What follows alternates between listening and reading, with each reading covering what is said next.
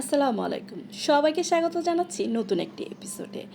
বর্তমানে বর্ষার এই সিজনে প্রত্যেকটি সবজি অনেক দাম বেড়ে যায়।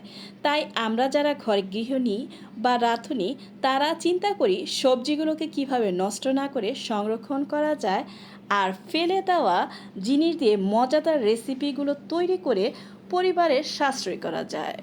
আজকে দুইটি ভর্তার রেসিপি করে দেখাতে যাচ্ছি, নিশ্চয়ই আপনাদের ভালো লাগবে। আর আশা করব পুরো ভিডিও জুড়ে আপনারাও আমার সাথে এই রেসিপিগুলো উপভোগ করবেন। চলুন তাহলে শুরু করা যাক। প্রথমে কাঁচামরিচ কিনে এনেছিলাম বাজার থেকে আধা কেজি 50 টাকার মতো। আর এই সময় কিন্তু কাঁচামরিচের দাম প্রচুর বেড়ে যায়। সেখান থেকে যেগুলো আর কি নষ্ট সেগুলোকে ধুয়ে নিয়েছি। আর কাঁচামরিচের অবস্থা কিন্তু খুবই খারাপ অবস্থায় থাকে, তাই আমি কাঁচামরিচগুলোকে বেছে ধুয়ে পরিষ্কার করে নিয়েছি। আর এই ভর্তায় যে ধনিয়া পাতাটা দিব সেটাকে কুচি করে কেটে নিয়েছি। এটাকে বিলাতি ধনিয়া পাতা বলে। রসুনটা খোসা ছাড়িয়ে নিয়েছি। আর অন্যরকম যে ভর্তাগুলো বানাবো সেটার জন্য পেঁয়াজটা ধুয়ে নিয়েছি, কারণ আজকে যে ভর্তাটা বানাবো সেটা কিন্তু পুরোই একটা নতুন রেসিপি। সেটা আপনাদের দেখতে হবে ধৈর্য ধরে, তার জন্য ওয়েট করতে হবে। আমি ঠিক যেভাবে পেঁয়াজটা ধুয়ে ঝরা দিচ্ছি ঠিক এভাবে কাঁচা পেঁয়াজ দিয়ে আজকে ভর্তা বানাবো। তাহলে ভর্তাটা অনেক টাইম সংরক্ষণ করতে পারবেন, প্রায় 5-6 ঘন্টার মতো। আর পুরো রেসিপি কিন্তু ডিটেলসে না দেখে আমাকে কোনো কিছু বলতে পারবেন না যে ভর্তা বানিয়েছি কাঁচা পেঁয়াজ দিয়ে নষ্ট হয়ে গেছে, তা কিন্তু বলতে পারবেন না। তাই পুরো রেসিপিটি মনোযোগ দিয়ে দেখতে হবে। কাঁঠালের বিচি আর আলু সিদ্ধ দিয়ে দিয়েছি, কারণ কাঁঠালের বিচি পরিমাণে কম ছিল, তাই একটু আলু দিয়ে সিদ্ধ দিয়ে দিয়েছি। আর সুন্দর একটি কালার আসার জন্য একটু হলুদ আর লবণ দিয়ে দিয়েছি। জানি কাঁঠালের বিচিটা খুব সুন্দর করে হাতেই ম্যাশ করা যায়। তো এক্ষেত্রে এখন আমি যেটা করতে চাচ্ছি, কাঁঠালের বিচির পানিটা যখন বলক এসেছে অন্য চুলায় দিয়ে দিচ্ছি। আর এদিক দিয়ে কাঁচামরিচ আমি যেগুলো নির্বাচন করে রেখেছিলাম সেগুলোকে একটু পানি দিয়ে সিদ্ধ দিয়ে দিচ্ছি। এখন বাজার থেকে যে কাঁচামরিচগুলো আনবেন এগুলো যেহেতু বৃষ্টির পানি লাগে এগুলো খুব তাড়াতাড়ি নষ্ট হয়ে যায়, তাই যেগুলো ফেলে দেওয়ার মতো অবস্থায় থাকে সেগুলো দিয়ে একটু ভর্তা বানিয়ে রাখবেন অথবা পেস্ট করে রেখে দিবেন, তরকারিতে একটু একটু দিয়ে খাবেন। আর কিছু কাঁচামরিচ টিস্যু পেপার দিয়ে এভাবে নর্মাল ফ্রিজে অনেক টাইম রাখা যায়। আর ডিপ ফ্রিজে একটা পলিথিনে যদি আপনি পেঁচিয়ে রাখেন অনেক দিন রাখতে পারবেন। ধনিয়া পাতাও ঠিক একটি টিস্যুতে ছোট করে কেটে এভাবে রাখতে পারবেন। সংরক্ষণের প্রসেসটি পুরাই আপনার উপর ডিপেন্ড করে আপনি আপনার সবজিগুলোকে কিভাবে সংরক্ষণ করতে চাচ্ছেন। আপনি যদি সাশ্রয় করতে চান তো এভাবে জিনিসগুলোকে মেনটেন করতে হবে। আর কাঁচামরিচের ভর্তাটা যেভাবে বানিয়েছি একটু ঝাল হয় নাই, তো এ পর্যায়ে যখন পানিটা টেনে এসেছে তখন আমি সরিষার তেল দিয়ে দিয়েছি। যেহেতু ভর্তা বানাতে সরিষার তেল ব্যবহার করা হয়, আর সরিষার তেল দিলে ভর্তার টেস্ট বেড়ে যায়। একটু হলুদের গুঁড়া দিয়ে দিয়েছি খুব সুন্দর একটি কালার আসার জন্য। আর তেল দিয়ে মরিচটা টালার সময় আগুনটা একটু কমিয়ে দিবেন, প্রথম অবস্থা আগুন বাড়ানো ছিল। আর ঢেকে দিবেন, কোনোভাবে যেন মরিচটা ছিটে গায়ে না আসে। তো সতর্কতা অবলম্বন করে কাজগুলো করবেন।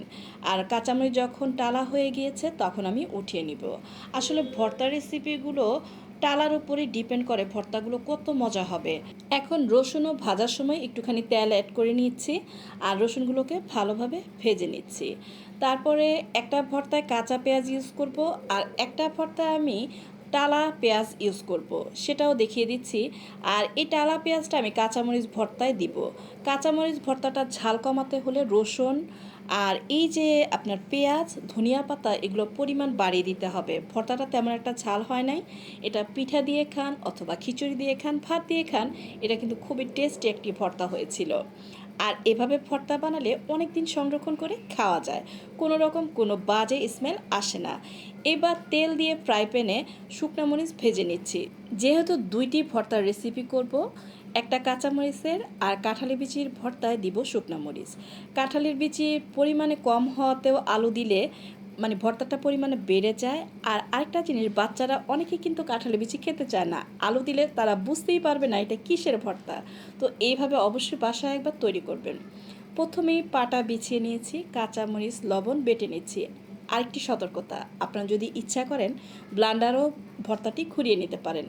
আর আমি হাতে বেটে দেখাচ্ছি কারণ এভাবে বানালে ভর্তার স্বাদটা অনেক গুণে বেড়ে যায়।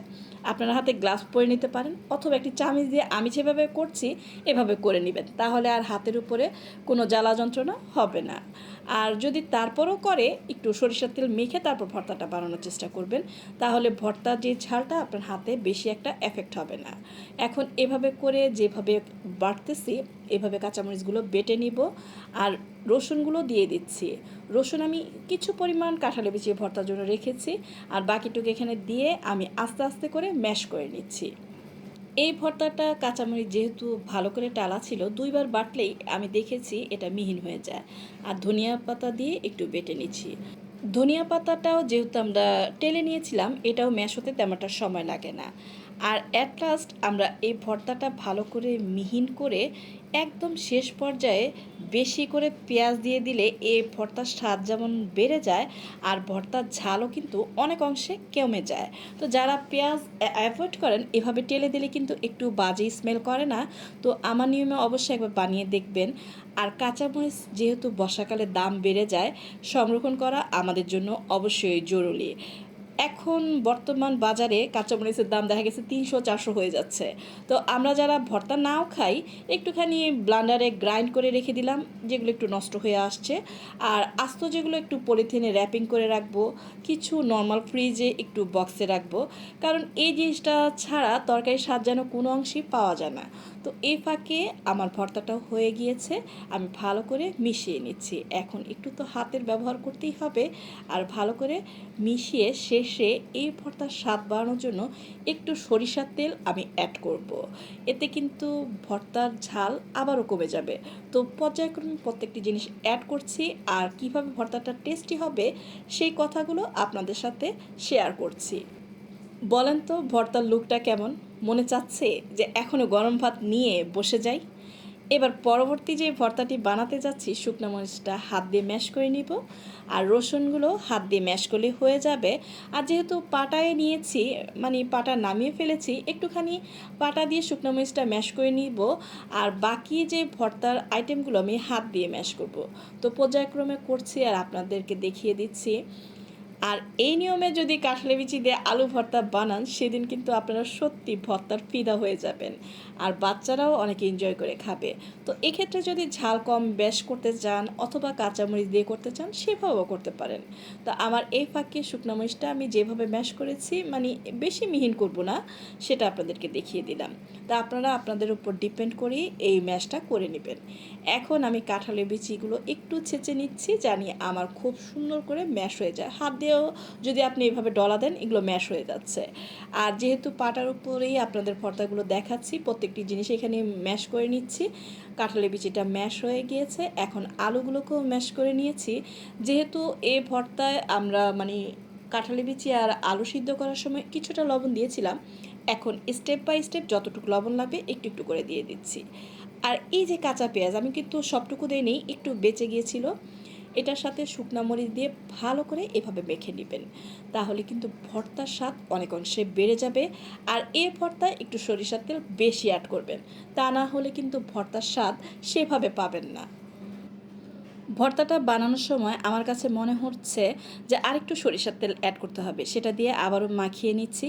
আর এই যে কাঁচা পেঁয়াজটার ভর্তাটা কিভাবে বানাতে হয়, এটা আমি আমার শাশুড়ির থেকে শিখেছিলাম।